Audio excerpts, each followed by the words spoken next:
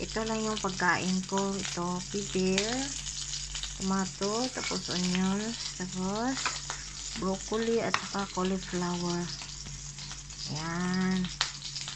Actually, i-dry fry ko muna to para medyo masarap-sarap. Yung i-partner ko dyan is meatballs. Ayan. Fry natin itong meatballs. Dry fry lang natin. Pagkatapos nitong i-fry ang meatballs, dito natin i-fry yung gulay. Tapos, dito natin igisa yung gulay. Yan. Yan natin igisa yung gulay.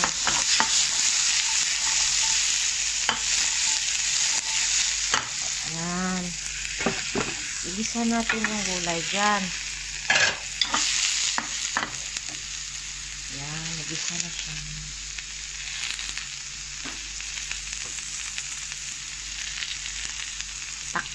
Tapos, takpan natin saglit. Hayaan natin siyang maluto. Ayan, parang okay na to. Patayin muna natin ang apoy. Tapos, yan, sarap, diba?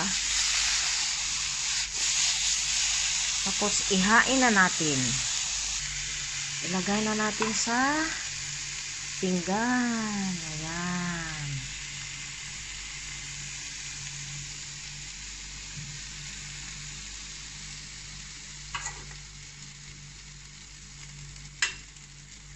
Yan guys. Yan. Sarap kaya ng tomato. Alam mo yung kamatis? Sarap. Ayan. Hindi na ano yung video ko. Ito onions. O diba?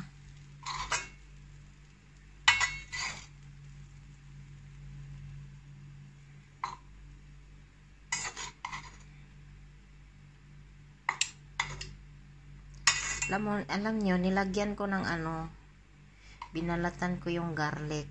Sarap naman ang garlic dito. Hindi sila maanghang. Matamis-tamis.